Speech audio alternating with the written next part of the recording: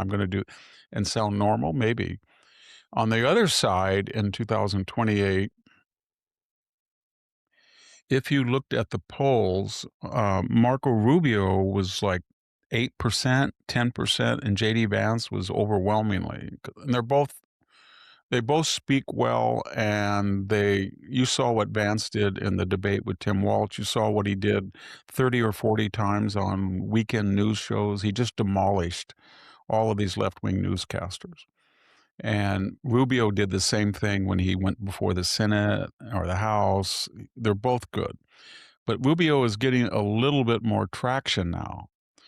And that, I think, is because there is a perception that J.D. Vance has ties to not the MAGA base, the ultra-MAGA base, and that he feels that, I think he's going to have to articulate this. There's a large number of white males, and we've talked about that, a demographic that they were on the wrong end of affirmative action. They tried to go to universities or college. They were always blamed as toxic masculinity. People are racist or sexist or homophobic. And globalization robbed people in the middle class, especially whites that weren't eligible. These were the demographics that died at twice their numbers in Iraq and Afghanistan, and yet were pilloried. Demonizing them. Yeah, Yes. and you can see why they're angry, and a lot of Candace takes advantage of that. Nick Fuentes does. Tucker does. And the problem with it is it has a strong component. Anytime you have a angry group, then you have people who say the Jews did it. The Jews did it. The Jews did it. Israel did it. Israel. And that's not compatible with most of the Republican Party.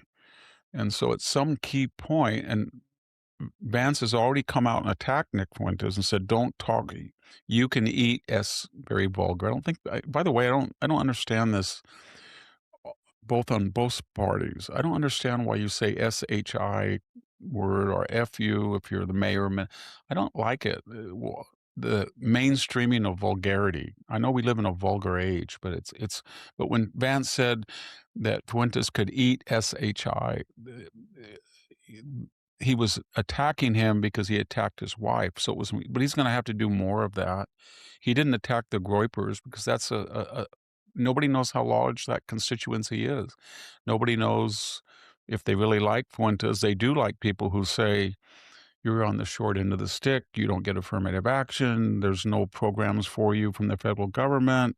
You're the guys that they ask to go in god awful places like Helmand Province or Fallujah. You're the guys that do the dirty work, clean stuff, you bill, and you never get any credit. Your crime rate's below other groups.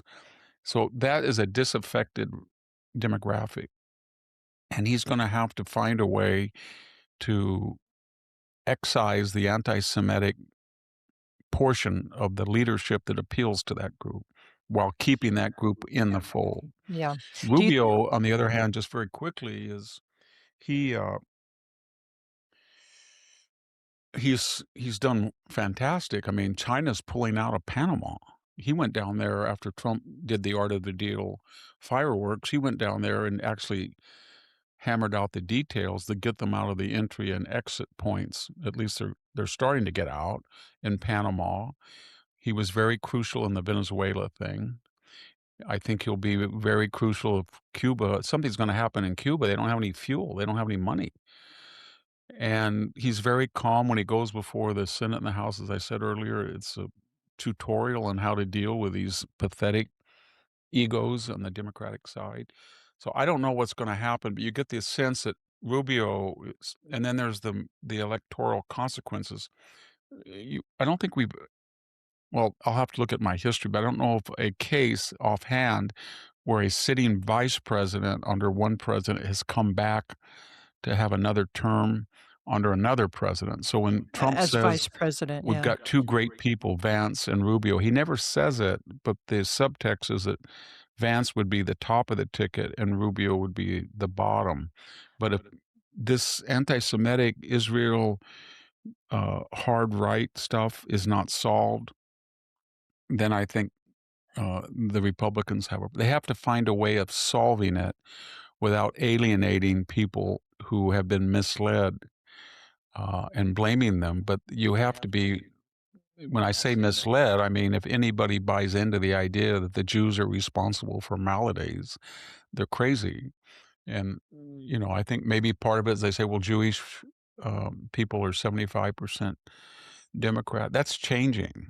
And what you want to do is ensure that nobody on the right is anti-Semitic because we know the left is. That's the whole essence of the pro-Palestinian radical Israel is a colonial settler, all that stuff that we see on campuses.